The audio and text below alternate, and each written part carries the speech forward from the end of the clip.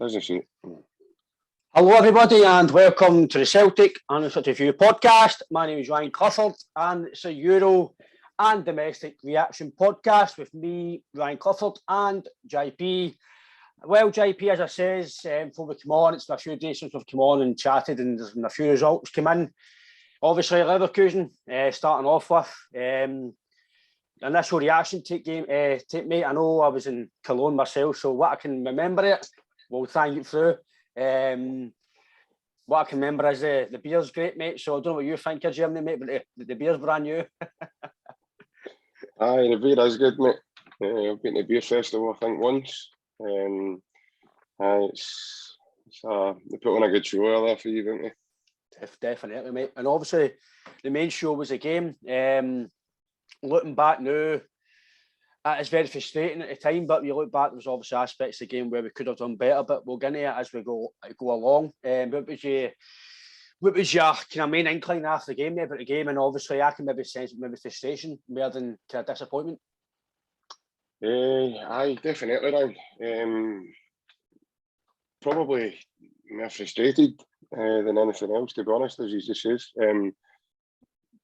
We go 2-1 up away from home against a top side. I mean, for me, I've said all along, they should have been a Champions League team.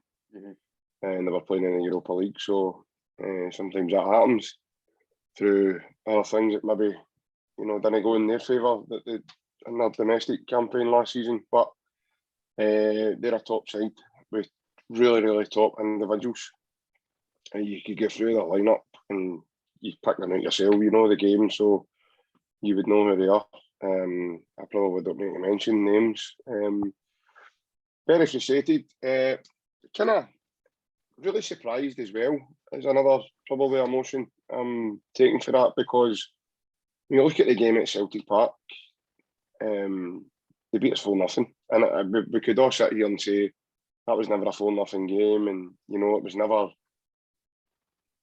It could have all been 4 each, and it wasn't. At the end of the day, it was 4-0 to them. So that kind of looks like we got a spanking. We certainly didn't get a spanking on Thursday.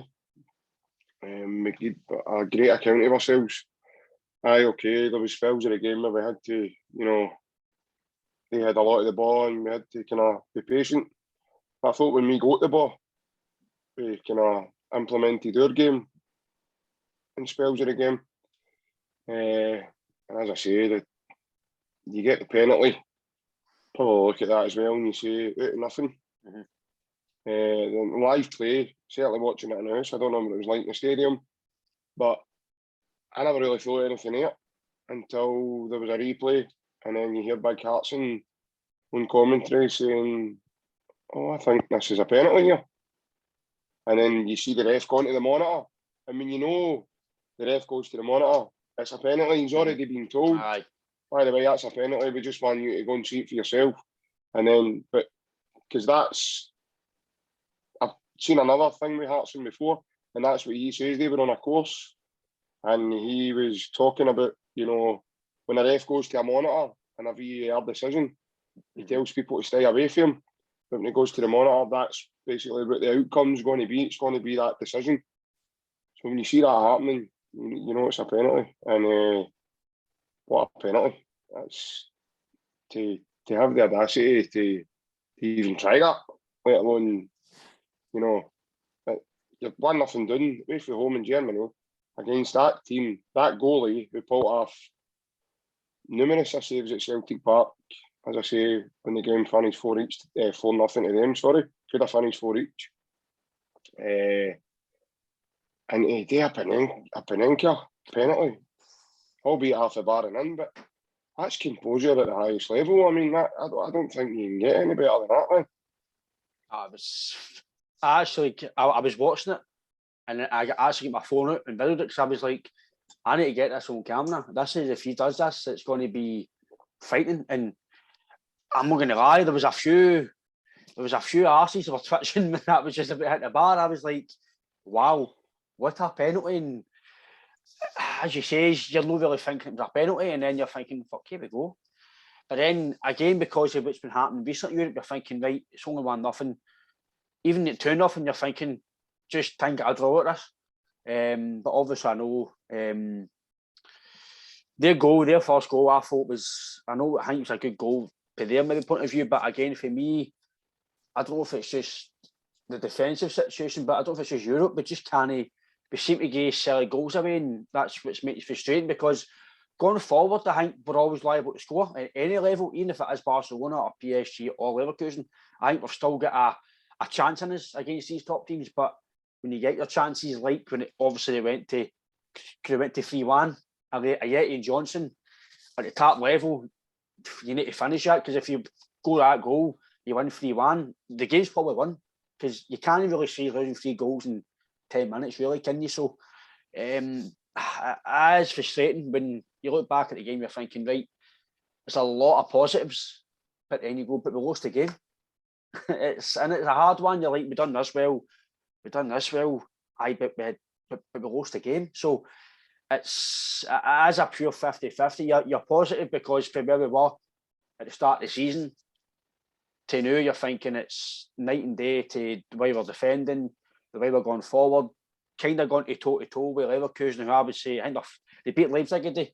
I'll be for home 3-1. So it shows you how good they are. Leipzig are a fantastic German team. So for me, it's frustration, like you, mate. It's because you're in a stadium, mate, that atmosphere was superb. I did hear beforehand that Leverkusen fans aren't the best well supported. I don't know if that's true, but the stadium was quite empty in their part. I don't know if that's because they were maybe they obviously thought Celtic don't really need to turn up, the game's won. But I was impressed with him in a way as well. I thought certain parts of their play was really good. I don't know if a lot of fans, obviously because you're Celtic fans, you don't actually really look at them. But actually kind of like that. A few of the players were really good, and it kind of, that instant with Ayeti and Johnson for me as well. See if that's their 2 players, that's a goal. And I think that's a difference at that level still that we need to get to. Aye, you're getting back to the result and the surprise, and I think it was a surprise, Brian, because in all honesty, mate, we aren't expected to be at their level. We're probably looked on, all the pundits and media and everything else, we're probably looked upon as the weakest out of the 2 teams, and that's fair enough, because the level in their league's absolutely phenomenal. Mm-hmm. You said about Leipzig again, I know they would probably beat us, right? Aye. Well, at least one of the 2 games if we were to get them in it. They gave Man City a game at the Etihad, albeit they get beat, but they played well. I think the boy in Kunku actually got a hat-trick that night and they still lost. I boy's a cracking player. Brilliant player. So there's loads of quality in that league, like ever. It's every game's competitive. Every team is capable of beating every team. Do you know what I mean? Even your Bochums and your St. Pauli's, and on their day, they could turn the Bayern Munich or Bayer Leverkusen or Mönchengladbach or Dortmund and all your bigger hitters in that league, because it's such a competitive league. But the players they've got, the boy Wirtz, he's the next level, man. He's unbelievable. Some of the touches that boy, like, he's been no-calves and flicks and balls around the corner, and he's about 2 or 3 passes ahead of himself before he even gets the ball. And that's just the way he reads the game. Then you've got the boy in Diaby. His pace, he's explosive, he's agile, he's got good energy, he's strong, especially with his back team. If he draws you in, and he's got that spin, he's got that turn of pace, he knows where the goal is. He was unlucky before half time as well, by the way, when he hit the post. Had a chance, aye. And then the boy Wirtz came in, and just with a wee bit of organisation with Celtic, kind of go there and put the boy off, and he hit the post. And then obviously Joe Hart, probably one of the best games he's had in a Celtic jersey, to be honest with you, when it comes to save-wise in an individual game. You look at that double save, that's unbelievable. If that's Barkas, that's a goal. Definitely. The first one was a goal, let alone having to save that and then get back to the second one, do you know what I mean? So, the Celtic team last season, a year ago for now, the game at Parkhead when they beat us 4-0, they'd have beat us 10-0. The other night, they would have probably hammered us again, just because last season you could see the mentality wasn't there, but this, it feels different this season, in many different ways. And I think in spells of the game on Thursday night, they showed what they're about, showed a right good character about them. And when they went to goal down, they never panicked. They kept the ball. They started moving the ball. They started passing the ball about. They started finding positions, and they get a couple of wee half chances, and then obviously the penalty comes. Again, for me that was out of nothing. But then when you look at it back, we're sitting there going, "How's the goalie not been sent off?" I know. He's never near the ball, and it's assault on Kyogo. But like I say, is it live play? I wasn't thinking that. I was kind of, there he's fell. But you're thinking it's just a ruckus of bodies all coming together, and and it's not nothing. And then eventually, hold on a minute, this has been looked at, and then, as I say, the refs are right to the monitor. So I think we get away with one there, if you ask me. But then obviously you've got to score the penalty, and the wee man did. So, and then the lead up to Jota's goal was just, what a team goal that was. That was a sensational goal. The thought of process to play the ball quick with Joe Hart. And by the way, this isn't a criticism to Joe Hart, but that's no his forte a lot of the time. A lot of times he dilly-dallies, and he takes the other night he does it, and we get the goal off it, and it all came off a ball out to Forrest. Be back here into Turnbull. Turnbull gives Forrest it back. Forrest then plays a ball, first time he's left foot right on the Beaton. And by that time they're exposed slightly. Beaton runs on, and I think he's trying to play that past to Kyogo. No realising the quickness again of Frimpong. But then I thought the wee man was going to give away a penalty when he dives in and the ball hits his chest. But he's down low, and the ball hits his son, it's a penalty, and he's off the puck. And then the quick pivot with Kyogo, he's on the spin. He gives that to Jota, and that's just another great finish. So, for me, there was a lot of positives to take out of Thursday night, but there is certainly a lot still to learn, and part of that is massively about game management, especially for the younger guys as well. Again, that's not a criticism, it's just like Ralston plays that one high up into the air. Maybe another day, knock it there behind your head out for a shy out there away. Get it away, get it out, rather than try to hook it up the park and he hits it straight. And you says with the first goal, we lose the first header. For me, I thought Big Welsh, I thought he switched off. You're always going to give a guy a chance when he's got a run on you to jump, if you're doing a standing jump. See, and that's one reason why I think as well with us, I know we've done it for a long time now. Season Martin, I hate it. I don't like it. I know most of the time, I think most teams do it now. I think it's in football now that it happens. But at least if you mark a man and he's away from you, it's your man and it's your fault.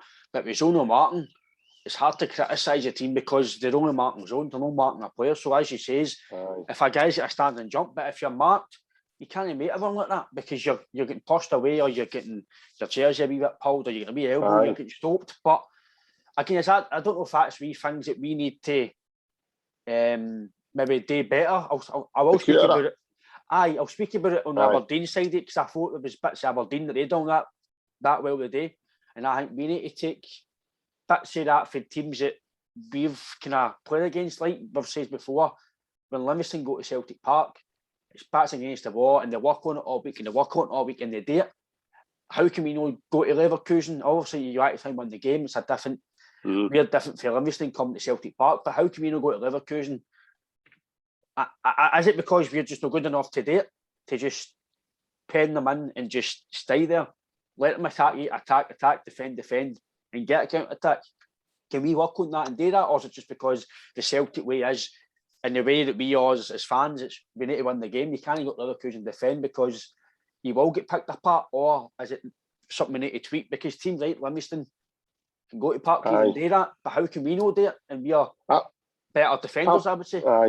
I personally think, Ryan, it would go against their principles. That's what I mean. It's not the Celtic way, is it? Especially under Ange, because he's got a real attack-minded philosophy, and I think to go away from home and sit in would just go against his principles. Because he's trying to teach them something. He's trying to teach them a certain way. He's trying to give them belief that they can play a certain way, and he's coaching them to be able to do it with the tactics and everything else and like added into that. So I think it would go against his principles if he was to just go, do you know what? Because he said it on the Open Goal podcast. I would, I would like change it if it really needed it. But I wouldn't do something that would go against something I believe in. And you've got to kind of, that's after him, because like he's deviating away from something, that he believes firmly that's going to work for him in the long run. I think that's the thing as well. I think fans get frustrated, like maybe myself, when we go to these teams and he's maybe playing 3 up front really, and you're thinking, why are you going 3 up front away to Leverkusen or 3 away to Betis when just try and go 1 up front, try and counter attack, but it's gone against what he's trying to do. You can see what he's trying to do, and in a sense, it nearly worked against Leverkusen. He got his tactics spot on, but the thing for me is, I don't know what some fans think here. I know after the game, most fans, when we were walking out the stadium in the past week, and the wee bit you walk into Leverkusen, we were all kind of saying the same things. Game management, as you says, the substitutes, I think he made them maybe too much in quick succession, or maybe 10 minutes later was maybe a better option. I understand that maybe Kyogo and Jota and Abada can't play 90 minutes of the game because of the way we play and the intensity, and we had to save some players for obviously the game of the day. But did he really need to take Kyogo and Jota after 65 minutes? Did he really? You're only winning the game 2-1. You're no, in my opinion, that the game's still right to be won. The game's not won at 2-1. And you're bringing on, I've always said that we have got a bit of strength and depth. I know Forrest came on, but that's right. Abada's already come on, didn't he? For Forrest. So he's taking Forrest off and he's bringing on Abada, right? And I think Abada will come good, but you're bringing him on, you're bringing Ajeti on and Johnson, you're thinking, it shows you they 3 are no near they 3 we've got in the park, and we've got, I think maybe January we need to look at bringing. I know Jackie Marcus is injured and Beaton's injured. He's injured now, but when he came off, I thought that changed the game. I thought Beaton was one of the best players in the park. I thought it was superb. It was brilliant and just controlling the midfield, and obviously went off, and I thought it did change the game. But again, I don't know what you think that, mate, but I thought the game management side, maybe from the manager's point of view, I thought it could have tweaked things a bit better, because that was the sense I got for the fans in the ground and they walking out. It was, we weren't criticising the manager too much, but we're saying it was kind of on him because he maybe made the changes at the wrong time in the game. I actually think, and I spoke about this the day before the game today, I actually think he made the changes because he put the two of them, the boys he put. I understand why Forrest was substituted, because he's not played a lot of games. So he's probably looking at that and going, he's given me 70 minutes, so I'll get him off, and, he'll be a lot fresher for the weekend. And obviously he didn't start the day, but we'll talk about that later. But with the other two, they put a lot into the game. People don't notice what they do after boring. And Kyogo chases everything gone. He'll chase a lost cause into nothing, and he'll get your corner, he'll get your foul up the park, he might even get your penalty. He chases everything, and he harries people and he makes them play. So, and Jota's the same, but Jota's getting better now at the track and back side of things. I've noticed that. He probably done his first couple of games with all that. He doesn't run back, but because he's such a talented player, everybody's overlooking it because he's quality. Do you know what I mean? He's so good on the ball. He makes things happen, and he makes the team, play better when he's there. That's why he's used a lot, and a lot of your play goes through him because he can make things happen after nothing. But I do think personally, and this is just my opinion, that other people might have other opinions, and different ones for me, obviously. But I think they put a lot into the game, and I think that was a big part as well. I'm not making excuses. What I'm saying is it's going to be a long season. Kyogo's already played millions of games of football. He'd already played a big part of the Japanese season before he even signed for us.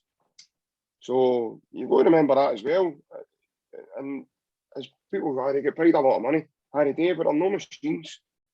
They're like machines. They'll eventually break down if you burn them out. That's true, mate. So I think you need to be careful with, they gave you a lot in the game. The two of them are well involved. Technically, Kyogo sets up a penalty, doesn't he? And he set up Jota's goal. So there's 2 assists for the wee man, in my opinion. And then obviously, just started running he done off the ball. If you go back and look at the game, I'd love to see what that wee guy covers miles per game. I really do, because it's absolutely frightening. He just doesn't stop running. He's the type of boy you would go, there's my Fitbit, me man. He's a favour and go and get some steps up for me. Do you know what I mean? Or if he misses his shot this month, you get like, there's my Fitbit, me man. Go and get some. But as I say, they put a lot into the game. And again, that's demands for Ange, the way he wants to play. Abada, I can understand why he's kind of the last couple of games he's been in and out, because he's still young as well. Again, you're not wanting to burn him out as well. He's played a lot of football for his signed for Celtic. He get flung right into the deep end at the beginning when we were short and struggling. So I wasn't too upset. What was just a shame was the boys he brought on didn't impact the game the way maybe Ange thought they were going to. And that was maybe what we were all thinking is a disappointing factor. Because I agree with you. The manager he plays Johnson through. If that's Jota, it's a goal, in my opinion. If it's Kyogo, it's a goal. The one Turnbull misses right to the death. If that's Kyogo, he's busting out with that. And wee things like that are just what makes the difference. I get it. And these guys won on the pitch and people are going, oh, feed it. But it's all ifs and buts at the end of the day. But aye, we certainly gave ourselves a better chance with our bigger hitters in my team. But they can't play every minute, every game. And that's what people need to stop and think about right away and go, do you know what, they've played a lot of football. Jota's played every minute of football if he's signed for Celtic. So eventually, it's going to take its toll on them. And they will need a rest. And I get it. No, we need a squad, we need players, we need guys to come in, and we need a bit of quality to help, so that when we've got a guy like Kyogo coming off the bench, we've got another Edward, or somebody that can. It's all right, me man. You go and have a rest. I'll play and I'll do the business. I'll do this. So I understand. I get it. I get where people's frustration's coming from, but I wasn't too frustrated myself. I was frustrated about the game management side of it though. When Beaton comes off, it takes a lot of calmness away for the team. I thought he calmed everything down. He got in people's faces. The big boy who scored the 2 goals, I can't mind his name. Is it Andrews or something along the lines anyway? Big boy who scores the header, the first goal, and then I think he scored the second goal where he pegs Joe Hart. Aye. I can't mind his actual name. I think it's Andrews or something his name is. He looked the part, but again, Big Beaton was really physical with him. We spoke about this on a previous pod, about Big Beaton's physique. And he didn't like it. And when Beaton went off, it gave that big boy a lot more freedom to then, establish himself in the game a bit more. I thought Big Beaton kept him quiet. There was a couple of challenges on the boy Wirtz as well for Big Beaton. And me, Wirtz was giving it, oh, no, I'm not getting a lot of time on the ball here. And Beaton makes you think. And that's what I like about Beaton. He makes people think. And look at the size of him. He has a big bit of a boy and he can play. He keeps it all calm and he's got that class about him to find a pass and he either speeds it up, can slow it down, he can speed it up. Do you know what I mean? He's got that ability too. And I thought he was really highly influential on Thursday night for us. I agree, mate. I really think he's kind of. I'm not saying he's came of age because he's not a young guy, but he's come into himself when back in his position on the range, and you can see we missed him when he went off the park. I know McCarthy came on. I don't think McCarthy done too bad when he came on. I think when he came on, it was that wasn't a sub that changed the game. It was obviously the kind of forward players, and again on a Jetty and Mikey Johnson. I was a bit of give him a chance this year because last year you couldn't really criticise anybody for last year. You could criticise him, but the new signings, I was like, you need to kind of gain a bit of more pre-judgment on this year. New manager, total different setup. See how they are this season. We've seen how much kind of weight he lost for pre-season, which again shouldn't have happened in the first place to get to that level. Again, Mickey Johnson, I know he's been injured and kind of not really been playing as much, but I think Ayeti the sale for me. I was trying to give him a chance. I seen what he done in Basel, and with Basel, he was frightening. He's finishing, his touch, he was a penalty. I was like, this guy will come here. I know he didn't play much with West Ham. I'm like, to come here, it might sound a bit, I don't know if fans would think it yourself, mate, but see, I'm not saying second-hand players, right? But like Joe Hart, right, was setting the third choice for Spurs, right? Realistically, that's what maybe the players like West Ham. It was West Ham's third choice, fourth choice striker on the bench. He should be able to come up here and be your number one striker if he's playing at that level. He should maybe not number one, but he should be up here to come up here and challenge and do well coming for that level. Considering he's played in Champions League and whatever else with Basel, and he has been a bit of disappointment. I think he's obviously away in January, but the rumours are gone. And even the day. I know Aberdeen was on loan for like a minute. He came on. Don't get me wrong, if a manager put me on for a minute, I would be going off my head. I would be like, what is the point? The game's done. But he just walked down the tunnel, and I watched him. He walked down the tunnel and he didn't come and clap the fans. And I'm thinking, look, I understand you're frustrated that you've just come on the park.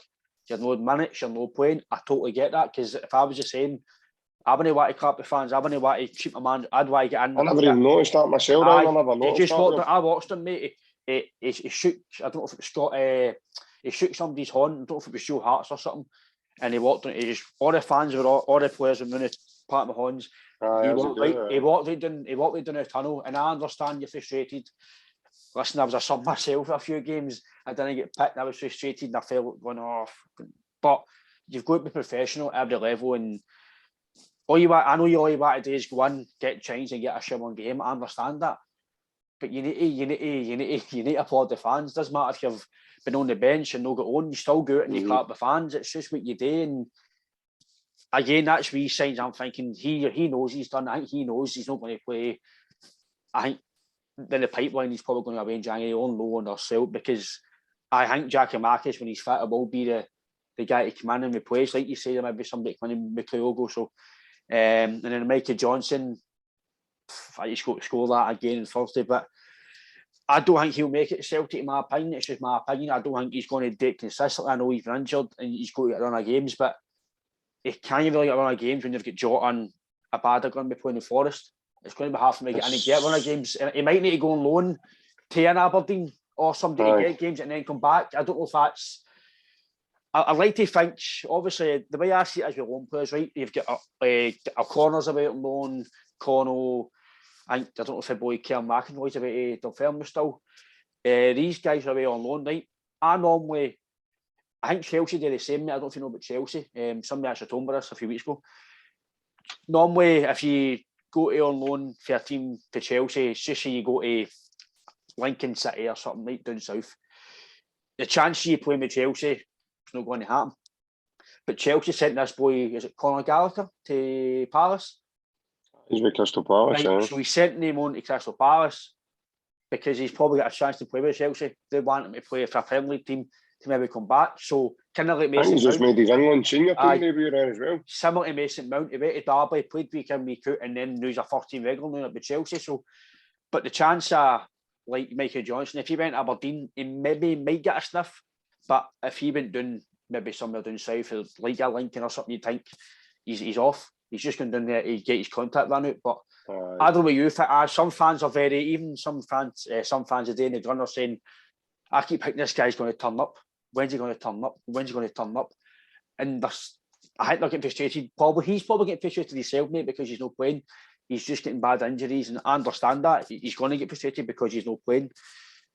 But I just don't see they two. Mayor Ayeti, because he's the amount of money we're paid, and I think he's going to be away. But I might be wrong, but I can't see Johnson playing week in, week with Celtic, no matter who the manager is. I just don't think he's good enough to play at Celtic week in, week out. On the basis of what we're seeing now, certainly I would have to agree with you. When you look at him individually, he's got all the talent in the world to say, aye, that boy's got a chance of making it. Out of the two of them, for me, the man at Stein's Johnson, if you're picking between Ayeti. Aye. Because for me, Ayeti's not that he's been bad, but he's just not done enough. And I don't like slagging them, Ryan. I don't like slagging any of them because they're certainly, I'm in here sitting on here talking to you about them. Aye. They're out there playing football week in and week out. Do you know what I mean? So they're obviously doing something more than me. Well, obviously they're Chinese, mate, so that's why I'm here. You know what I mean? And I've got a knee injury, so we're off. So, but I know what you mean, mate. So, but we're sitting in the house talking about them, and they're out there actually doing it week in and week out. But being a fan in the stands, you know the game. You've been gone for years, and your family and everybody else. You know players when you see them, mate, and yet he's not really showed a consistent form. He scored goals, don't get me wrong, and I actually thought he done quite well when we were struggling there for injuries. I actually thought he done quite well, and that's probably the first proper spell you've seen him in the team. He got a goal away to Betis, and I think he scored a few goals. He scored 2 at Parkhead against, was it? How did we play? I think we scored three goals that game, and he got 2 of them. Oh, I know. I was going to say that. Do you know when 6 off or something? It might have been the Dundee game, because we took 6 off St Mirren and we took 6 off Dundee. It might have been Dundee. Or was it Ross County? I don't know, mate, but it was someday anyway. It was one of the teams anyway. It was one of them, and he scored 2 goals, albeit there were 2 kind of tap-ins. But he got a brace that day, and I actually thought he did quite well in that wee spell. When Ange called upon him, he showed up quite well.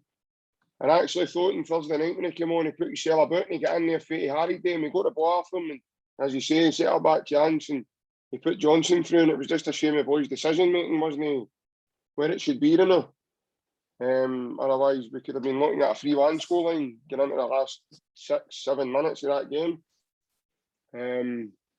But regarding Johnson, I really do think this is his do or die season, I think, being honest. Now, if it's down to his conditioning, we've got a brand new sports science staff, so surely they can pick up on, right, me man, we need to build you up a bit, or right, me man, you're not eating the right things, or right, me man, you need to stretch better, or right, they must be able to get it. Because that Anton McElhone, mate, he's not a novice. He's been in the game a wee while. He's meant to be really good, isn't he? Supposedly. Aye. Pochettino tried to take him to France. He had him at Spurs, and he tried to take him to PSG. And obviously, he went to Morton, didn't he? Or not, didn't he? Morton, well, that was his dream. Aye. Big David Hopkins was his idol, and he's like, Pochettino, no thanks, mate. I like going up with Big David. I want to go to Port Glasgow, mate, for a shot. I want to go to Morton, because I know Martin Compston's a fan. Martin Compston's an ex-player. I've heard the weather's better than the coast. I've heard the weather's better than the coast. They build bigger snowmen than in Paris, apparently. Don't worry, Potts will get a ship across the water. We'll get you on the boat for a testimonial. But no, I think I do feel sorry for him whenever you do, as you say, with the injuries, because he's been really hampered with injury. I do think he was ready to kick-start again. He showed some good form in early pre-season games, and then he got that bad injury against Charlton. Same as young Dembele. That was a horrific challenge. I know it's a different matter, but or a girl. And then it sets him back again, and it takes him a while. And there's a couple of players in my team now. We're not actually seeing this come to fruition enough for them because of they come in late in the window as well, and they probably didn't do a full pre-season, and it's taking a bit of time for it to come. Jackie Mackey's, but I think we spoke off camera about this as well, mate. I do feel heart sorry for the big man as well, because when he's came in, he's trying too hard. He's missed that penalty against Livingston. Everybody's on his back, and he misses that one. Forrest goes on a goalie up at Dundee, and as I say, just he blends it out of the bar and a wee bit more composure about him, and I think that'll come too. And then obviously this injury is probably not helping either, and he got injured in the international break as well. So I think it's just one thing after another with him now as well. But Mikey's, I would agree with you overall, mate. I think this is probably his last season to prove himself.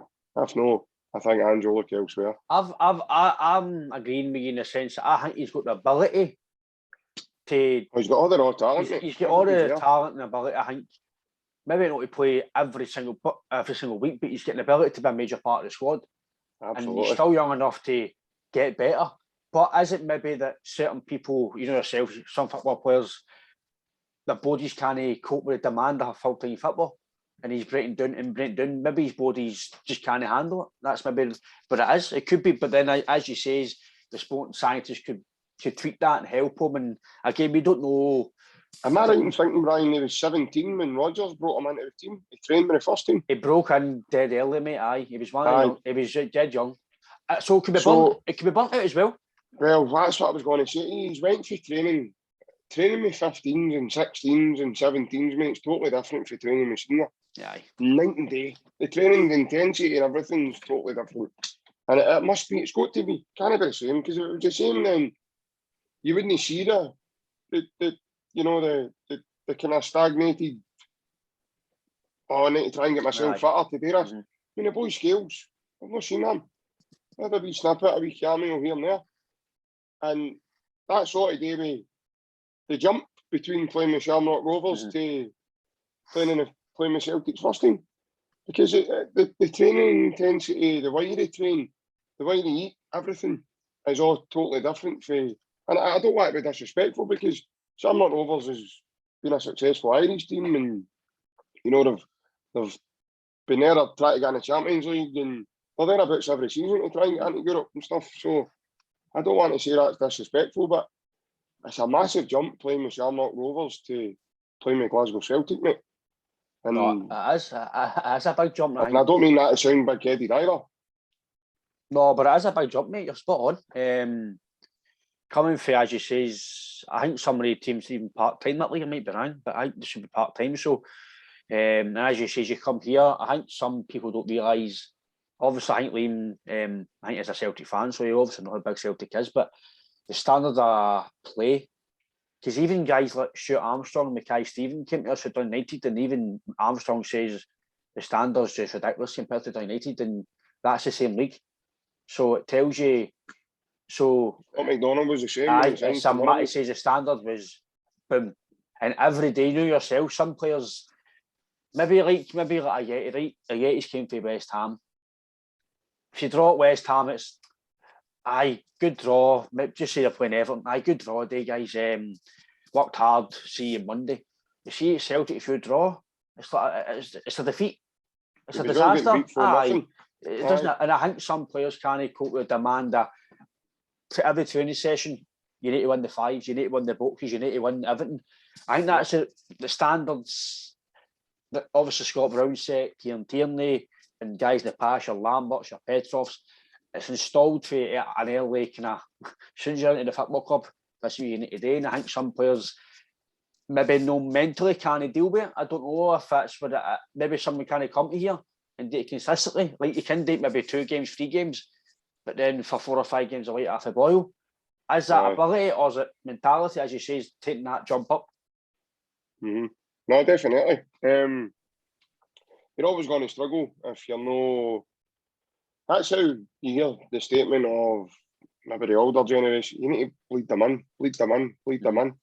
And I'm a believer in that, because if you're, what's the point in having an academy if you're no going to, you know, if in years past there, especially under Lennon and stuff, you're only getting that over between the, you know, the under 23s or development team to first team. It was very seldom you were getting a wee snippet here and there. It was only when he started being pressured with us, maybe the media, reading bellies making headlines, and then you've got this and that, and then Rodgers, obviously, he was the same. He gave a couple of the young boys a chance. But you've got to have a pathway to get to. Why have an academy if you've not got? Where's the pathway to get into the first team? No. There's got to be some way. First and foremost, I understand, right? You've got to be good enough. Because if you're no, you'll get found out very quickly. Yep. You're playing against decent players. There's some right good talent and good quality in our league. As people might want to throw it, you know, down south, you hear them saying it's the Tin Pot League, and my granny could win that league as a manager, and all the patter years for pundits and stuff down south.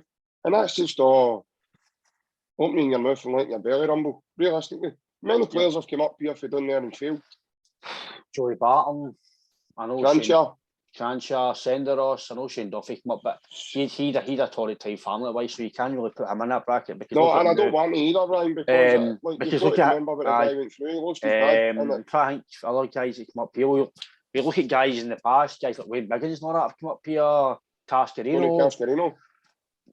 Even so, it doesn't mean that because you come from. Obviously, I'm saying we should maybe cherry pick the guys, but it's up to them to come up here and deal with that and deal with. Let's be honest, like you say, Celtic to West Ham, Ayeti and Liam Scales with Shamrock. It's a total different kettle of fish. Even I know West Ham are doing very well now, but I don't class West Ham as a big club. I don't even class teams like Spurs. Spurs aren't a big club to me. They're big money, but they're not a big club. Same as Newcastle. I class Newcastle. I would say that a big-ish club in England because obviously they're playing Europe and all that stuff. A few years ago, and they had Alan Shearer and they had guys like that. But they're big on that. I would say they're big because of their fans. They've got a massive fan base and they follow. I would say they're somewhat like Celtic Rangers. They follow everywhere. At home, and away, they're sold out. But if you've got a choice to go, obviously take away Newcastle's money situation now with the new owners. Aye. If you've got a choice of going to Celtic to win trophies, or if you had ambition, in my opinion, or to go to Newcastle and finish maybe bottom 10 every year, you might get 30 or 40 grand more. But as much as what do you want to achieve as a football player? Is it a millionaire, or do you want to look back in your career with all these trophies? That's what I look at. And that's the guys that's the guys we should have at our club. The guys that want to be here to win trophies. And well, that's what Ange has sort of stipulated this season. That's what that's the kind of character he's been looking for day one, and that's why he was so picky. And that's what he says at the beginning. I could have picked 6 or 7 players to come here. I wasn't just going and signing people for the sake of it. He said I wanted people who wanted to be here, who showed me that the hunger and desire to come and play for Celtic. He gets his right away. And he got his, when he took the job, and he got his right for the half. The way he spoke about Kenny Dalglish and things he remembers when he was a wee boy with his dad watching football, he gets what Celtic are all about. So he's trying to breed that mentality within the squad, and he probably doesn't have to, because you've got McGregor there, you've got Beaton there, you've got Forrest, you've got Rogic. They've been there for umpteen years now. So they would be a big help to Ange right away. It's then your new guys like, Joe Hart's probably seen the club from afar. No realised, probably not. None of them have probably realised, how big Celtic are to now they're up here and they can see it, and they feel the spotlight on them, and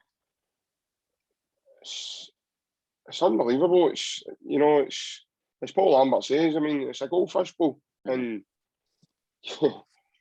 very seldom can you go out for dinner in Glasgow without somebody seeing you, or you're either going to use an autograph, or you're going to get abused, or you're going to get... So you just got to remember as well that these guys are human, and they've got all that to think of before they sign as well. It's not just, oh, there's a big club want to go, so we'll go there. You've got to remember what comes with the city as well. And there's a massive, you know yourself, there's a massive divide in our city. So if you can't come, and I think that kind of makes you as well, as you say, it's if you come here and you can't deal with that side of it, not just the football side of it, then it's very hard to make it. And obviously, as you say, about mentality, I thought today again, Aberdeen, I would say, I want to say comfortable, but I didn't think we were in any, apart from the last 2 or 3 minutes, any danger of losing the game. I thought we'd always come through the game. The mentality for Kyogo, as you say, mate, the guy just didn't stop winning the full game a day. Even though it wasn't his best of games, technically didn't have a lot of the ball, but his work rate after the ball was phenomenal. Like you say, he's just like a wee Duracell battery, just boom, boom, boom, boom, boom. He shuts down everything. And the day was maybe one of the first games in a while I've seen us not really pressing as a team. I don't know what you thought of that, and some other fans thought it, but I thought we were a bit lacklustre. We started the game well, but I thought periods, maybe too many periods of the game where we're just going through the motions and we're just a bit passive again. We weren't quick. I know you can be quick for 90 minutes. It's very hard to do that. You're going to get bits of a game where you have 2 or 3 minutes of just passing to eat your breath back. But I thought it was just a bit more stagnated today. But the first goal was a good goal again. McGregor and Kyogo. Jota, fantastic finish, and you're kind of expecting Jota to, I'm not saying score every game, but you expect him to do something every game, as you say, because he's got that, he gets you off your feet, the stands, I love the guy, and I'm not going to attach to him the new because he's only a lone player, but you can't help it. I'm not going to say he's too big for Celtic because he is only 22, but he's destined for bigger things. You can see it. He's phenomenal. Oh, definitely. And Celtic, a massive club, but let's be fair, we play in the SPFL now, sorry. We might not be in Europe every season, well, in the Champions League that we obviously want to be. But I think the guy's phenomenal. And again, the day I thought it was the best one in the park. In my opinion anyway, I thought it was superb. Aye, he was superb. I tell you who else was superb today. I thought he was absolutely brilliant, especially with the criticism he's come under and your support. I thought James McCarthy was absolutely superb. Thought he played well, mate. I thought he had a great game today. Not just on his distribution, I thought his tackling was superb today. I know he won a few headers as well. And I thought there was a couple of times, I think it was one near the dugout. It was no long after Brown goes off. And things started to get a bit heated. I think one of the boys left something on McGregor. Tackle. Aye. And he just leathered it. He just went right through the boy, man, and he leathered him. And he won as a throw-in off it. And it was like, yes, you're beauty. You know what I mean? Because you would think maybe something Bruni would do. And the way he played. I think you're right. I think the day was a tactic, man. I think that was more a tactic when we didn't have the ball. When they had the ball in their own half, we dropped back. And we dropped as a team. We didn't just drop the one or two. It was like the full team just went, boom, right back. Left Kyogo at the halfway line and let them have the ball. And eventually they just hung themselves, Ryan, because again, that was another team at Celtic Parkade, and I thought they offered very, very little. The stats show the 2 shots at goal. I even don't remember the 2 shots at goal, apart from, I only thought they had 1 shot, which was the one that led to their penalty. That is safe for Joe Hart. With the one he touched on the post. I don't remember them. If you're counting Johnny Hayes nearly hitting the Green Brigade with that shot, then I wouldn't call that as a shot at goal, but hey ho, I'm not a guy that does the stats. But no, definitely no. Again, it was another team that came and sat in and they've offered very little. And I think that's a big, massive compliment to us, right? I think it's the way we play. teams don't want to expand out and to try and play. Even though they'll get players in their team, they don't want to play against us because they know they'll get picked out, they know they'll get picked off, they know they'll get played round about with, and they know they'll get destroyed. And again, don't take it as a negative, take it as a compliment. I say that a couple of boys behind me today. Think about what we've got. Look at us, don't look at them, look at us and see what we're doing. And that's what we should be concentrating on. What do we do? Because it's shown what we're doing. Other teams don't want to come to Parkhead and try and play against us. Which we're gone, that's a terrible tactic. Aye. But no to them it's not. Because you open up against us, mate, you're going to get a doing. But as you say,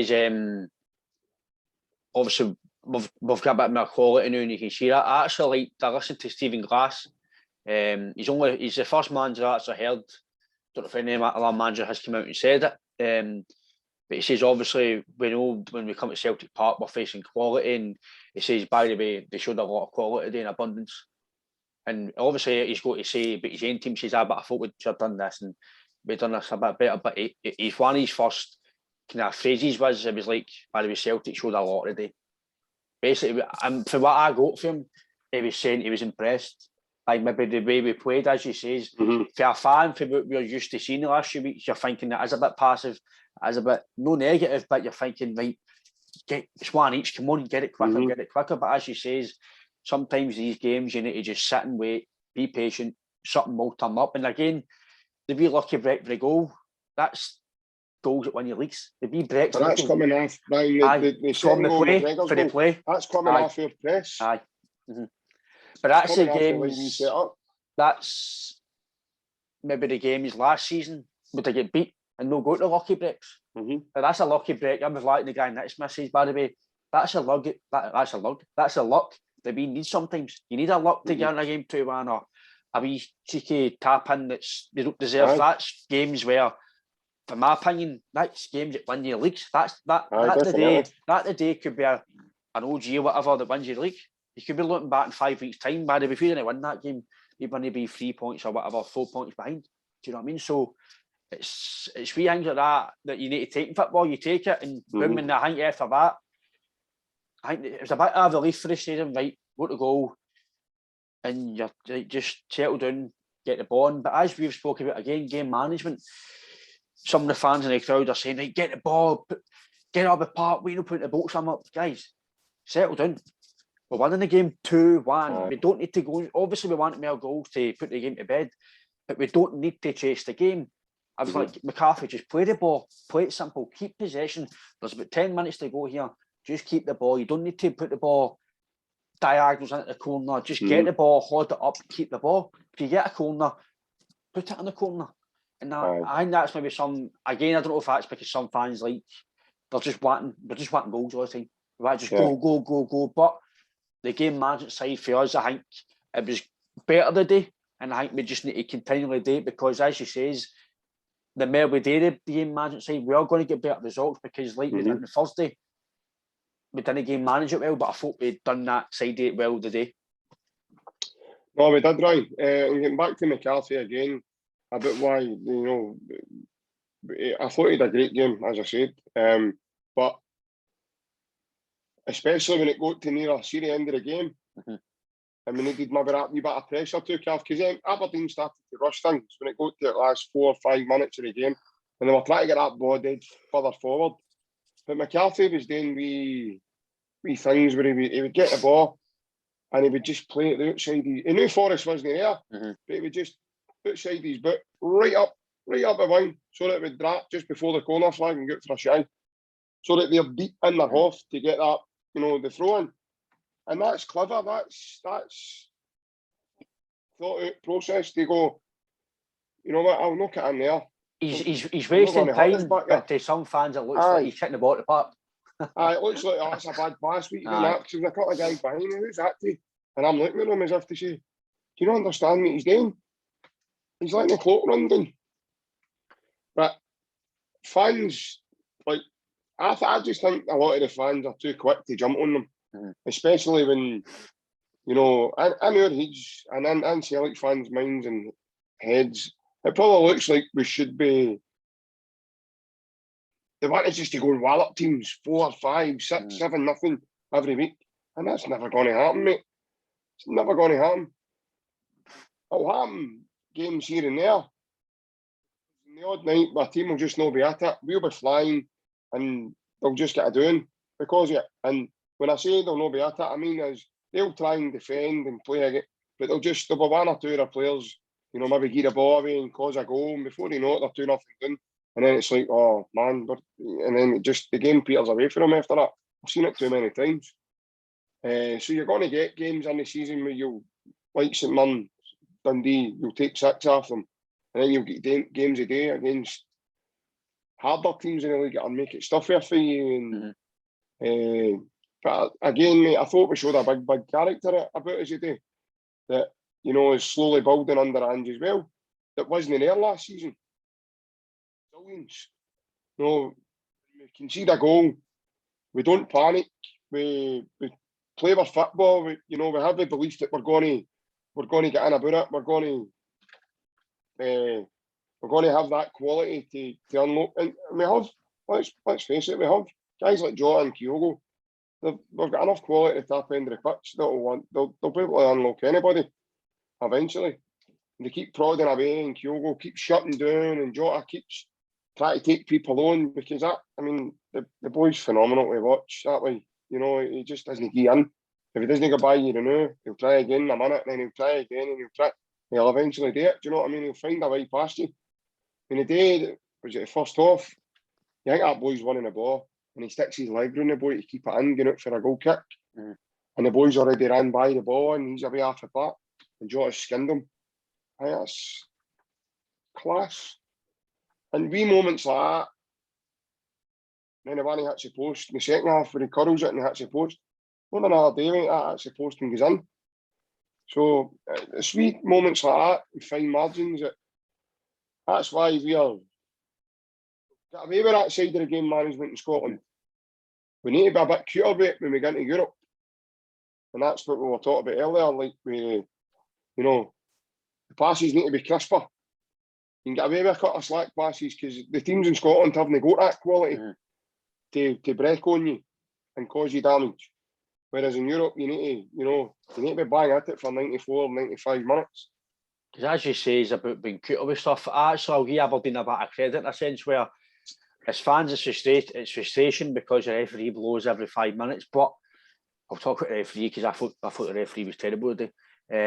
But I thought Aberdeen actually used their experience in a way. I know they get experience, but obviously I know Lewis Ferguson isn't old, but he's experienced in this league. McGeoch, McCrory, Brown, guys like that. Every time we were tackling, they were doing, my knee, they were wasting 2-3 minutes. And obviously it's frustrating, but I'm like, why can we not do that every game? It's still a real game, they know to do that, and I think that's what, like you say, we need to be cute at these things. I know we won the game 2-1 and it's fine, but like in Thursday night, you're 2-1 down. See, if you get a elbow, you're doing waste a bit of time. Get your bodies recovered for 2 or 3 minutes. Get yourself set again, formation wise, whatever. I like that about Aberdeen today. In top Aberdeen, I don't think he would play consistently with us or other side of the city, but I thought boy Ferguson played well for Aberdeen. I think he's a decent player. I'll give him his due. He did have a good game for Aberdeen, but on the other side, with McCarthy, I thought McCarthy did play well. Certain things he's tried to do, they're not coming off, but you can see what he's tried to do, like the skiddy passes, and eventually they're going to pull off from once he plays more games. My dad actually says to me today, he says, Ryan, it reminds me about Neil Lennon. He just plays a simple pass. He tries to play the simple pass all the time. It might not work all the time because he's no Neil Lennon quality when Neil Lennon played for us. But he says, Ryan, just reminds me of somebody that ilk. He just keeps the ball simple. He tries to he doesn't go for goal. A few times I thought for a shot today and he didn't shoot, he passed it to Abada and you're like, what are you shooting for? But in a way you're thinking he's just keeping it simple. And that's what Comes a lovely wee drag, I know. That's what I was thinking as well at the last few minutes of the game. Keep it simple. Just keep the ball. And guys, I want the balls. Put it up, put ball. Just keep the ball. You're 2-1 up. Few minutes to go. There's no need to go for gung-ho and get 3 and 4. Just keep it 2-1. As you say, you don't need to go and win 6-7-1 every game or whatever it is. if you need You're to only win a getting game, 3 points at the end of the day, Ryan. so and I thought 2-1. It wasn't comfortable as in, we were 80% possession and 50 shots in goal, but I didn't really have a feeling in myself that Aberdeen were going to get anything. Maybe apart from that wee chance at the last, where I think was it off the line with Joe Hart or something at the last bit of the game. But apart from that, I wasn't really like, by the way, this is a bit nervy here. I didn't have that sense after we get the goal. And again, I know.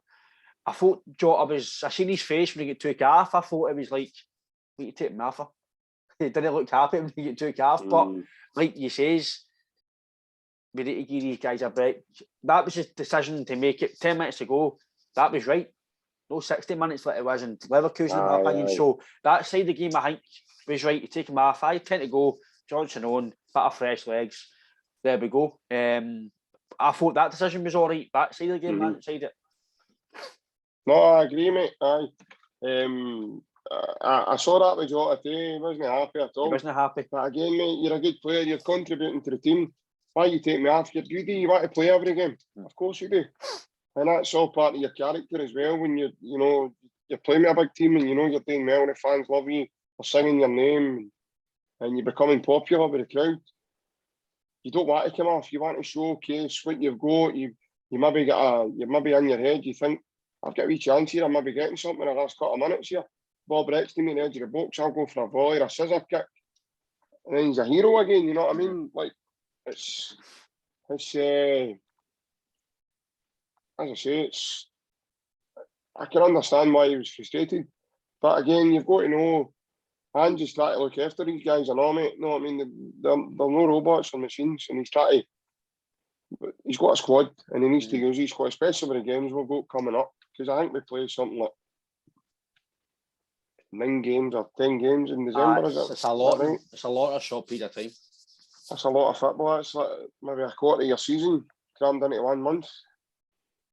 And then you've got a big one and sitting in January right after that period of time as well. Aye, definitely. And it's imperative that we keep on, right now we are behind, so we need to keep on their coattails. And every time we do it, that lumps pressure onto them.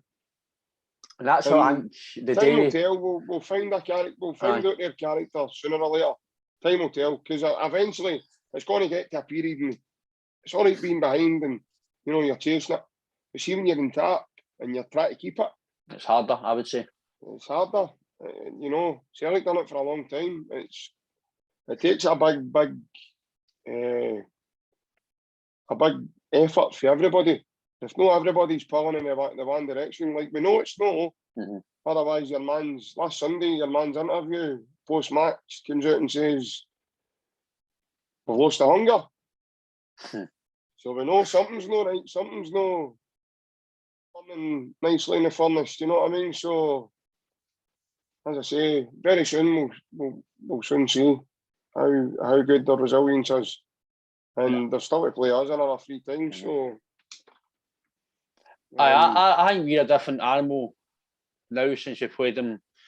Obviously the first game, and even then we did play them, I still thought we were the best team. I don't know if that's just maybe Celtic tinted glasses, but if you score, if you get that chance that we missed, then it's a goal, man. It's a different game. Edward scores a 4 half time. He puts that in instead of them. I don't even know what he done.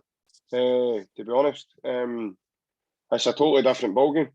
Totally different ballgame. So I agree with you. We're a different animal, and I think we're still to get better. You can see he's getting better with wee things when they iron out. And even today, as much as I think the front three, Abada, Jota and Kyogo are superb, I think I'm going to be right about Abada. I think he's going to be an inconsistent, frustrating winger. I think he's going to have a game or two where he's frightening, and then I think he's going to be in and out. Like today, he gets the ball, he's gone direct, but his final product, sometimes it's frustrating. It's similar. I would maybe say it's similar. It reminds me a bit of Frimpong. Frimpong done the good stuff, got the ball, got the byline, but his distribution of the approaches, that was shocking. But see, first night, the first night the wee man was superb. I need to give him I need to say, Barry Bay, £11 million, what a deal we got, but he could go for more than that now. Because again, but what we talk about with Ralston, coaching. He's playing there with a better player, obviously, a better league, but he's probably getting coached. It sounds daft, but how to cross a ball properly, where to put it, because you know yourself, when you play football, I played out wide sometimes, but when you played out wide, I can't remember who it was I spoke to. It was an ex-player. I was Tony McPartland when he played with Celtic. He was only a youth player at the time, but he played the first team, and he says, we were always told, ask Tommy Burns, just put the ball in an area. If you put it in the area, you've done your job. If the striker doesn't finish it or doesn't get there, that's not your fault. As long as you get to the byline and you put it in an area, you do it. And I think that's what, I don't know if that's what they're getting taught, but you can definitely see he's coached better. And I think maybe Abada maybe needs a bit. I know he's only a young boy. I think that will all come, but you can see that he's going to be somebody who's going to get the fans frustrated, but at the same time, half for seats. It all comes down to decision making and all right. It all comes down to when to, you need to know where you're putting the ball, but you also need to know when to do it. But again, that's maturity as well, isn't it? But definitely, you see Ralston now, mate, and when he's taking somebody on, way before he would take somebody on, just whip that ball or try and whip it in. Now what he's doing is he's taking somebody on, he's forcing them to dive in. He's maybe taking an extra touch and then he's whipping the ball in, but he's taking an extra touch, knowing fine well that he'll go by him, whoever he's playing against. And he's now playing with the confidence that I might not take you down to Bayern, I can come inside. I've got a left foot on me now as well. So I noticed today 4 or 5 times, mate, he passed the ball with his left foot. I think it was one in the second half had just kicked off. I don't think anybody's mentioned it. And the ball comes to him and he plays a back heel. He back heels it right back to, I think it's Carter Vickers. I think he's playing inverted. So Wells plays the ball into him and he just back heels it right into Carter Vickers. And it starts by Vickers to come down the right side. And that starts a move, because Aberdeen are expecting Ralston to gather that ball and maybe drift further inside with it. And they're not expecting him to play that first time ball. So again, it's decision making, it's coming down to when to play it, when not to play it, and then shot selection, pass selection. Turnbull plays a great ball to McGregor's chest today to break the lines for the first goal. And that all comes down to decision making. Sometimes you need to play it short, other times you need to put a wee bit on it, other times you need to switch it completely. I remember hearing Paul Scholes talk about that on BT Sport, and that was something that he was worked with at Man United, was his shot selection, timing. And it all comes down to decision making. When in a game and what are scenarios, when to do that, when to play that short pass, when to play that long pass, when to play the ball in the corner, when to play the ball like that. It all comes down to different. When you read the game, you know when to do it. That's what happens. Is that, and see from my point of view now, obviously I'm not playing football anymore, right? But see if I'm watching it now, since I've stopped playing, I actually look at football now and I'm thinking, football's an easy game. If you just, as you say, you make the right decisions, and that's why your guys, you're in the Estes and there's that. That's why, obviously, they've got all the ability in the world, but that's why they got to tap, because they played the simple passes and the right passes at the right time. Because they, again, is that as well because they've been kind of monitored into doing that, coached into doing that, went to time and went, or again, is it because they have freaks and it's just natural ability, natural understanding the game, and having that football brain that maybe growing up in some capacity we've no got? And still I think a lot of it's down to dedication now. I think a lot of it's down to your own sort of dedication to the sport. When you're talking about people who have made it and maybe you didn't for whatever reason, and that you tend to find a lot of the guys, like especially the older guys, if you're in a pub or wherever you're talking to them about it, I didn't make the game, I got a bad injury. And you go, oh, that's a shame. Like, did your injury put you out again and you weren't able to play again? I was out for 9 months. 9 months. I mean, what did you do after 9 months? And then you start talking to them and you go, I think you sort of, you found the vodka. You found vodka, found woman lager, and just started going out on Saturday rather than applying yourself, because you think to yourself, after 9 months, because after 6 months you're starting to get back training with your body and starting to. So after 9 months, what are you doing? Like, you don't wait till 9 months is up and then go, I'm going to start training again. Surely by the 6 months, all right, maybe about that, if it's one of your legs or, Aye.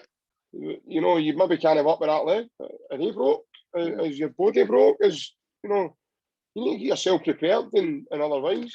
And I think a lot of the time, years ago, it was just mentality, mate. I think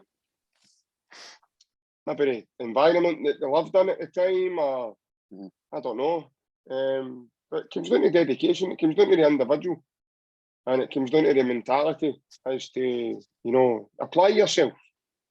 If you apply yourself, you'll always be good at a chance. You don't need to be the best player, man. Best players aren't always the ones that they make it anyway. You only develop that through periods of time and effort and, you know, learning and everything else. You've got to have some sort of raw ability. I'm not saying that, right? But to make a grade at professional, you've got to have dedication. And if you've not got dedication and the right attitude to go and train, and what we get out of your bed in the morning, go and work hard, you're never ever going to make a grade at football, because that's, especially nowadays, because it's all a high intensity. It's probably changed even from Martin O'Neill was a Celtic manager, Ryan. Probably. You know, as you saying there, Tommy Burns used to say, get by, go to the bye. Well, that's not even a tactic now, get to the byline. You never hear managers saying that anymore. So this high press, half the ball. So again, you've got to be able to, you've got to be working, you've got to train, you've got to do endurance training, you've got to condition your body right so that you can sprint half the ball. It's all high circuit intensity work. And then there's a lot of weight training involved as well, because you've got to develop your muscles to be able to work for longer periods of time. And now the modern game's all short and stuff. It's all wee short and, you know, short bursts, but you're using a lot of energy to do this. So again, it's down to mentality. And I think a lot of the Scottish mentality, especially growing up when I was younger, it was just you know what? You hear people talk about the national team, maybe not so much now, but when you were younger at school, they're shite anyway. That's what you used to get after that. I know. You know, after shite anyway. And that was a defeatist mentality before we'd even go anywhere. Sorry, so Scotland. We're going to get scalped. How do you know? I know. Look, remember the night James McFadden scored that beauty in France? I remember before a game, they'll take about 9 off us a night. You can't get there with that attitude. It's a Betty old. We're talking about Betty in the last thing. Then he sees me Jimmy Johnson's like, I'm looking at him, man. They look Fulham stars. Talk about the cup final. They look Fulham stars, big pearly whites and tans and all that. Me Betty went, that's all very, very well said and done, Jimmy. He says, but can they play? Aye. Because we fucking can. So, you know, it's that's what it's all about. It's all about having that mentality. Be confident in yourself, knowing that you're good enough. You wouldn't be there if you weren't. So you've got to have something. See, like you said about obviously mentality. See, in general football, amateurs, juniors, semi-pro, whatever. I think the mentality of some, like you see, obviously I've played Sunday football in the past and whatever else. You turned up sometimes. I played on a Saturday. Sometimes you play on a Sunday, and some guys are having a few beers, and it's a laugh, a joke, it's banter and whatever else. But you're thinking, some guy, we're playing. Just say you're playing the team at top of the league. We'll get beat them. You can't have that mentality. It doesn't matter if the team is 5 divisions above you. You can't walk into any game thinking, we'll just defend it and try and get a 4-0 defeat. That's, as you say, it's a mentality of this country sometimes where, we'll beat anyway, or I don't think we can win the day, we'll try and get a draw. And that's sometimes why these Spanish teams, whatever else, their mentality is, well, similar to maybe Andrew's tried to do to us. I don't care if they score 25 goals, we score 26. That's the attitude I think we've got at Celtic now, and I think that I hope in years to come that's the attitude Scottish football has, because I know we're getting better in Scotland, but even though we qualified for Euros, I was bitterly disappointed we didn't qualify for that group. I was bitterly disappointed. I think Steve Carton knows he made a bit of a bombshell tactical movement in the first game against the Czechs. I think he underestimated the Czechs, and I don't think he played the right team. Craig Gordon probably should have been a goalkeeper when you look back now. I think Dave Marshall was only in there because what happened before. But I think the mentality in general is a big thing with football, and I think even with Celtic, again, I don't know if that's because of the European side with Celtic. I know we played well Leverkusen, but even with Stratton, O'Neill, Mowbray, every other man, even Rodgers, who's part of O'Neill's, when he said, I don't know if he's better than O'Neill, but he's one of they two are the best I've seen anyway, right? No, I know what you mean. And they still get beat in Europe. Mentality isn't just the mentality of Scottish football and Celtic that no matter what manager we've got, no matter what players we've got, we always seem to we just don't get there in Europe, and especially even teams like Mulder against Tyler. We shouldn't even beat Mulder, no disrespect, but we've got bigger club in Mulder and guys like Aalborg and Copenhagen, bigger budgets, better players. Why do we go to these teams and just don't dare? Is it a mentality of no playing in front of 60,000 fans to help you as well? No, I don't. That's just a topic, mate. You could probably do a separate podcast just for this topic alone. Regards to you've talked about the managers and that, and regardless of when we play in Europe, Brian, we make the same errors time and time again. Switching off, game management, fucking take your blue in the face, and it's different personnel, different managers, but it's the same mistakes there and there again. We just don't seem to learn. And a wee bit of it might be a mentality thing now, but it can't surely be down to mentality, because you've got managers like O'Neill and Rodgers giving you confidence and telling you, you're a good player, blah, blah, blah, blah. That naivety. Well, this was set up in the new camp, 4-3-3, and doesn't matter if you've got Neymar and whatever else, you've got Forrest and Dembele and Sinclair. That's just sometimes that's not how it works, Brendan. Sometimes you need to be a bit more pragmatic with it, and we need to change this a wee bit, because instead of playing a back four, you should maybe play with a back seven and hope for a quick counter, and you've got Sinclair and that out in the wings. But I don't mean that. I'm only joking there. But what I meant was, is you need to think about what you're doing. Tactically, you need to think who you're playing against. Exactly. I understand there's been clever and then there's just been absolutely stupid. In my opinion, and he did well, don't get me wrong, you can't say that. He took his time to the European final, albeit we get beat in the final, but the emotion of that season, mate, was just, I'll never forget that, mate. To the day I'm no longer here, do you know what I mean? It's that'll live in me. And I never had the luxury of seeing the Lisbon Lions. I feel as if I've seen them, but with the amount that my dad has told me about them. And my dad says it's the best club team he's ever seen, ever. He says the two best teams he's ever saw was the 1970 Brazil World Cup team and the Lisbon Lions. He says the best club team I ever seen was the Lisbon Lions, and the best World Cup team I ever saw was Brazil. The best international team was that 1970 Brazil squad. And the way my dad talks about the Lions, by the way, talking about mentality, their mentality was they were the best. That's it. They were the best. Everybody else was small margin closer, but they were top dogs. And that all came for the manager. That all came for, when you hear all them talk, that all came for Jock. That all came for, telling them, you're the best. And then when results started to happen, they started to believe it. They never get too above their station either. They weren't cocky or, they were always dead humble and when they won and humble when they get beat. But they never lost very often, mate. You know what I mean? And when they won the cup in '67, they went away to the Bernabeu 4 days later, and they took on Di Stefano's Real Madrid team. And they beat them 1-0, and that cemented Celtic status. Then that sort of cemented. That's motherfucking dangerous, and cemented them as one of the best teams in Europe. That's no re at the time. But recently, you talk about getting beat by Mulder and getting beat by. I think it's your approach in the game, Ryan, as well. And if you look at the individual games that we've played, I think the approach is wrong. I think right away, you look at the windies, the transfer windies before them, the recruitment wasn't great.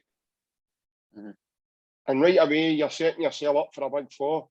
Because these teams, when you're playing these teams at that stage of the season, Ryan, are always between 10 and 20 games into their season. See, that's another point. You could spend another 4 podcasts talking about recruitment before the board, about the board, and even that's what I mean. Even and that's what it comes down to, recruitment. Even with Rodgers, right? Who obviously I lived through O'Neill, right? I remember more about Rodgers than I do O'Neill, but Rodgers for me was phenomenal. I love his name at Leicester, right? Even he couldn't get everybody he wanted in the team sorted beforehand. So what chances Ange got? What chances the next manager got if a guy like him couldn't get because of the board? So again, as you say, it's frustrating that we don't want these European games to give us the best chance to know. And obviously, we're in Europa League now, well, the Conference League now, we're still in Europe, which you're happy because you're still playing in a European tie, you're still involved, still in a chance of winning something. I know the chances of winning it, that it's not going to happen, but in the day in a competition, until you get out, you're always in a chance of winning it. I know that does qualify as for the next season's Europa group stage. I just believe that, I don't know if it's a full mentality thing or is it just installed in us. I know that we just, no matter how we play abroad, we just I know Ange what was saying after the Leverkusen game that we're just not at that level yet. I'm like, we've not been at that level for years. No, just now. We've not been at that level. Lawwell kept saying we're a Champions League club and we're this and that. Well, if you're going to think that, Peter, you need to run the club like a Champions League club. Well, that was the biggest problem. I think with him, mate, was he was saying things and, it wasn't getting backed up with the actions. Actions speak louder than words, mate. Yep. And I don't mean they need to go out and spend 100 million. That's not what I'm saying, Ryan. What I mean is the scouting and players that were getting brought in. And I don't want to slag people off because everybody's at different levels, and that's the difference. It's no, he's rotten and he's good. That's not what I mean. But when you're bringing boys in like Klamala, who's a working prodigy, he's maybe not a finished article now, but you've signed him at a time, that we need guys like the way Ange signed players this season, like your Starfelt's 26, Kyogo's 26. We needed guys there last season, to come in and help the team. We don't need more prodigies to come in and warm the bench or warm the coach team. Or, we need guys to come in and make a difference to the first team. I'm a great believer in Ryan. See if he's not going to enhance the first team. What's the fucking point in signing him? Don't sign him. We've already got somebody there, like, it was the one when he signed, the boy that was at Kelly. What's his name? Malumbu. See that game he came on against Leipzig? He came on against Leipzig and nearly gave a game away for us. I don't think he was a Rodgers signing either, to be fair. He was a free agent. They thought, right, we'll just get him in. Because I know Rodgers was here when he played, but he was never, again, good into criticising professional. I know I've mentioned him on this podcast, right? Greg Taylor played the commander, right, and he played well against us, right? He signed for us, and I don't think he's going to make it. Same with Malumbu. He played the Kilmarnock. He stood out in the Kilmarnock team. I think we've spoken about these back to what we've just spoken about at the start of the podcast. Yeah. The jump from Kilmarnock to Celtic is massive. The jump, like when Scott Allen signed for Hibs to Celtic, I thought Scott Allen didn't get a chance. I think Scott Allen could have played for Celtic, right, in a certain capacity. Yeah. Because I think technically he's very good. Again, he didn't make a grade. I know he was injured and stuff like that, and I don't know if I don't know if he had any. There was a problem with him. I don't know if he had off-field problems. It had the new back then as well. I don't know if that was an issue as well, but I thought he could have played a game, but he's came in and didn't really play. And then they were talking about Kevin Nisbet, and someone like, no, why you want to sign a guy that's playing? I know we've signed like Griffiths and that before, but Kevin Nisbet isn't going to be a Celtic striker, in my opinion. I don't, and I'm like, and as you says, why would you want to pay for £3 or £4 million on him when we can get maybe I would say a decent Scandinavian striker for the same price at a 26, at a 27, who's a proven goal scorer. I don't know, we're talking about these guys like Patrick Bell and all that for their leagues. Aye. But these guys are in Europe doing it against Roma and teams with Mourinho, and you know what I mean. These guys are out proving themselves. Aye. Kevin Nisbet's played against Stranraer and he scores a hat trick and he's good. All of a sudden he's good enough to play for. And I don't want to slag the boy. Everybody's got a level, and for me, some guys will just not be able to make it. Mackay Stephen was the same. Aye. You've got a ceiling as a player. Other players will take, they'll learn and they'll take their game to another level. That's how the difference between him and Armstrong is night and day. Because Armstrong was able to take his game from being a Dundee United player to then becoming a Celtic player and the Champions League against Man City and, Barcelona and teams that he played against. Mackay Stephen was never ever going to make that jump because he just, players don't, for whatever reason, Ryan, some players don't want to get better. They want to they're comfortable staying where they are. They don't want to put in the extra yards. It's, I'd rather play with Hibs and be comfortable. I'd really want to play for Celtic. And take all jump. the hard work. Just to take I that might jump not get again. And challenge yourself. To challenge yourself. A lot of players just shy away from it, right? And again, it's down to mentality. Managers are the same. I believe managers are, as a manager, and by the way, I don't like to criticise the guy because he's always done well with the teams that he's been with. But there's a problem whenever he takes a team into the English Premier League, he just can't stay with them, and that's Ian Holloway. I think there's only one team he's ever stayed with. I think it was it Crystal Palace? He stayed with Blackpool for a year or two, didn't he, as well, didn't he? But no. Was it Blackpool? Sorry. So it was aye. with Blackpool. He stayed with him, and then, but he's brought a couple of teams into the Premier League. And then he's kind of went away, which I find weird. Jokanovic is the exact same. By the way, he's just about to lose his job now with Sheffield United too. But he's the exact same. He's brought a couple of teams up as well, and then it's kind of a backward step. And there's just certain types of people, mate, that for whatever reason they fall into that sort of cloud. They just don't want to go bigger. They're comfortable getting their 15 grand a week or their 10 grand a week, and they don't want to make that jump to 20, 30 grand a week because they know what comes along with it. You need to work harder. Anything you do in this world, mate, you need to work hard. You need to apply yourself. And if you don't, then you're never going to reap the benefits of it. See, I know people, anybody watching live on YouTube and people that listen to the podcast, they might think, you're maybe talking bits and drabs, but everything we're talking about is going back to certain things we're speaking about at the start here. And it's things that it does frustrate me, like you say, there's especially down south. I always say that down south is just a managerial merry-go-round. They just get the same jobs. Allardyce gets the same jobs all the time. Like you say, Hollies get the same job. Dean Smith just gets sacked, gets a job right away. You know what I mean? I'm not saying it's lack of ambition from the clubs, but these managers seem to get a job. Neil Lennon's been sacked for us, right? Neil Lennon will get a job again. Even though some managers, they do that bad for a club. And I'm like, you've just got a club delegated. You should be getting another job at a higher level. But that's just the way football is. As you say, players are the same. Players might not get a game with Celtic, but they might go to like a Bournemouth, like maybe Christie didn't play every week with Celtic sometimes, but he's got a Bournemouth and he's an absolute star. But he's went and challenged himself now because he knows that he might get into the Premier League and he's took that jump up. So again, people will maybe criticise Christopher leaving Celtic on basically nothing, but he's going to challenge himself because he knows he's got a massive, massive chance to going up to the Premier League. And I think some players, as you said, they take that jump and they go, wow, right, I'm going to do it. But some just stay, I'll stay here. Like, I know for a fact there'll be some guys at Celtic sitting on the bench, happy to get their bench money. They might get a cameo role, but they're still a football player and they go, right, I've made it. And I can't mind too, was it Rodgers that says it when he first came in?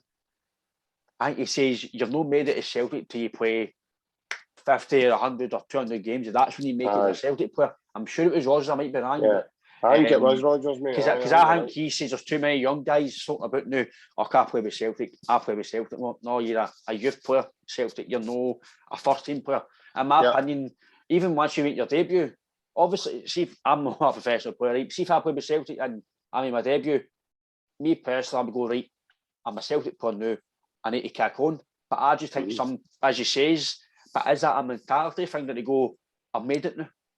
But then you get your Ronaldos and your Messis and all these top players that once they make it, it's like, boom, how can I get better? How can I get the best? And I know everybody can't think that because it's impossible for everyone to be the best. But I know what you're saying, and I think it all leads back to most of this podcast. I think all leads back to mentality. And I don't know if that is something that Ange can maybe install is better. But we've seen that come into fruition in a way in certain games, like the day again. Mentality, one each, and it's getting stuffy. You're getting a bit frustrated. Boom, goal comes in, and it lifts the place, and we were all right. And again, the mentality of the game side management seeing it out. But I think overall for the game of the day and obviously Leverkusen, it's progress, and I just think we just need to keep going. Obviously, the Hearts game during the week, it's another step towards obviously where we want to get to. And I think Hearts will be a hard game. Again, we'll do a podcast that come out about the Hearts game during the week, but again, it just leads all into mentality, momentum. We keep going, we win more games. Again, it all comes back to the winning mentality. We keep winning one day again, right? Boom, we keep going. And I think we just keep doing that in January. Then obviously we need to get reinforcements. But the only thing winning breeds winners, Ryan. Winning breeds winners. It breeds a winning mentality. It breeds a confidence that maybe you didn't have to begin with before you started winning. And like we say there, I know, like with players who maybe don't want to take their game to another level, you get the opposite end, as you mentioned, like guys like Ronaldo and Messi, and they want to dedicate themselves that much to be the best. They want to take their game on another level. Like here, mate, I understand in Scotland, right, and people put Scottish football down, and it's probably not as competitive as other leagues. We know that. But it's not the worst league in the world. But bigger players have came and failed. All you've got to do is look at Janino. Aye. Quality player. Just didn't suit that. He came at the wrong time, I know, but he didn't suit Anil's style of football. Anil used to miss out his midfield half the time. So, look, Janino likes the ball on his feet and likes to play 1-2s and it's all that sexy football, as they call it. But in Anil's team, he wasn't getting that. He was having to wait and be patient and, hopefully you get a touch here and hopefully you get a touch here, and that just didn't suit the wee man. So it kind of didn't work out for him the way he really wanted it. He was a massive player. You talk about guys like Torre Andre Flo, maybe have come up and, I think the best of careers, let's be honest. He scored a couple of goals here and there, but it didn't really go, the way he wanted it either. Because a lot of players come up here, mate, they think they're just going to cakewalk this league. That's true. They think they're just going to be the main man and that's it. I'm going to be the star man. Joey Barton done it. He's mouthing off in his first press conference. Scott Brown's known my league, and I'm looking at Joey Barton going, no, you're right, mate, you're in his league. Aye. No, at the time when I'm going, that kind of mentality, and when you get slapped, it's harder to take. And I think when they came here in the first game, they got gubbed 5-1. It was after that Barton, that all happened. It was, I think he realised then. There's not a lot of quality in this team, and I'm not willing to stand idle. And Barton's a big character as well. You've heard people talk about him in the game, and he played as if he wanted to win every game, and he was a hard player. And players like that can't. When you get scalped like that, man, they can't handle what they're doing like that, mate. They don't like it. But you get back to other players who want to take their game on another level. There is a ceiling in Scottish football that when you won the 3 trophies, out with maybe going to the Champions League and whatever else, what else can you do? That's how Tierney's moved on, and I can't blame you, boy. No. Big Ayer's the same. won 4 trebles for the team. After you win a treble, what else can you achieve at Celtic? Apart from legendary status for the fans and maybe we might get to the Champions League, but we might not, and we'll get in the Europa League because that's people are saying that's our level, blah blah blah. Aye, okay, but how with that, Ryan? What else apart from a young boy wanting to develop his game on and then be sold for bigger money? What else can we attract to this league? See, that's the Because thing. it's not like we've got that money for Sky. Aye, but that's the thing as well. Obviously, all a massive audience from the world. Certain fans liked it in the past, or why is Rodgers leaving to go to Leicester? Why is Tierney doing it? Why are we letting these guys go? And obviously at the time you're like, he's left. Why we left during the season? Or Tierney's away. Armstrong, Van Dijk. Why are we selling our key players? But at the end of the day, Celtic, we're a business. We need to sell players. If we get this money, we need to sell. Even though we've not got the players, obviously we should have the players to come in as a backup. But if you're going to offer the money we get, we can't knock that back. And obviously some fans are like, oh, why are they Celtic? Celtic are a massive club, but Celtic are the be-all and end-all for some of these players. Some of these players are getting used as stepping stones at Celtic. Like, let's be honest, Wanyama was always going to go, because we've seen in the first few games he was a belter. Van Dijk was always going to go. I thought Kayal would have went on to have some career, but again, injuries in certain games made him no play to maybe the level he should have. As a Gary, I thought was going to go for some money again, bad injury, wasn't the same player. So there's wee things like that I think you're right, mate, when it comes to that. Aye, definitely. I know, really, because like you say, these boys, you think to yourself, these boys are superb. Again, I look back to it. We think these guys are good, Ryan, and then we go to Leverkusen. No. Do you know what I mean? And or we get I know you're in Leverkusen, we get a Mulder. And all it takes, it just shows that night, if you're no there, you've no quite turned up, you've no got off the bus, whatever else happens to you, that can happen, especially at that level. It's all right us going, Mulder on a great side. They were in Europe that season. They must have had something about them, mate, to have even been there in the first place.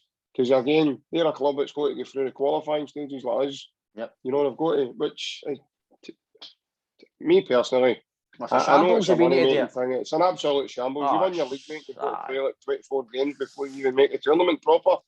It's like you're getting Leicester winning. I know Leicester won the league, right? But if they finish fourth, they get right in. Then we don't, and we won the league. That's not right. Finishing eighth in the English Premier League is now a success, mate, because you're guaranteed the Europa League. But that's the difference from my opinion with a club like Celtic, as you says. Everything we're speaking about is all leading back to what we've just spoke about. That it's the pressure of a club like Celtic. You need to win every game. But if you finish, like Spurs might finish 8th this year and might qualify for Europa League. But some of their fans might go, we're in Europe. We've no really had a bad season. We're still in Europe. Aye. We're still getting money. We can still maybe sell a player. So they're happy. But again, mate, it all leads back to what we've spoken about.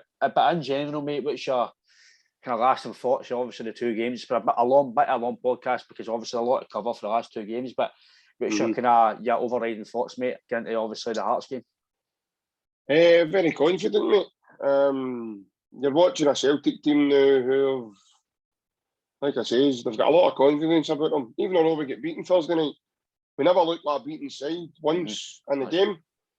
We made a good account of it. And by the way, we turned a few heads as well, because their managers on there, German press talking, the German press were talking about us. Frimpong was out doing a bit about us. The boy Vux mentioned us on his own Instagram as well. Not just that, we played Betis. Pellegrini was talking about us. So the way we took the game to them, it's no surprising. Again, maybe they're surprised. They play in the Scottish League. Wow, they're better than we thought. Why? Because we've got a manager that knows what he's doing. Yep. We've got a manager who's brought 12 new signings in the summer, and they're all just starting to gel together, and they're getting to know one another inside out now. they're knowing me runs, when to flick the ball on, when not to, all that kind of, the camaraderie's already on the team as well. You see them a day in the warm-up, me McGregor's talking to every one of them, he's telling them, they're all listening to him, they all just pay attention to what he's saying. Respect them. Maybe not so much Kyogo, he's just nodding his head as if he knows what he's saying, but I didn't mention he just that. He just says, let's go, and I didn't mention that about the day. And there was it the first half, there was a ball in the box, and Kyogo and Jota were going for the same ball. And I was like, guys like that. I went, mate, Kyogo can't shout, he doesn't know the language. What's he meant today? Hey, you know what I mean? He doesn't know the language. So again, that was a miscommunication. I think Jota was trying to go for the ball, and he kind of left it for Kyogo, and I was like, mate, I was like, the guys like communication. I'm like, the guy's trying to learn English. There's going to be a miss. John's obviously not started learning his Japanese, he promised. Otherwise, you wouldn't talk to him. I noticed that today, the two of them kind of looked at each other like, was you know shout for? Do you know what I mean? What are you doing?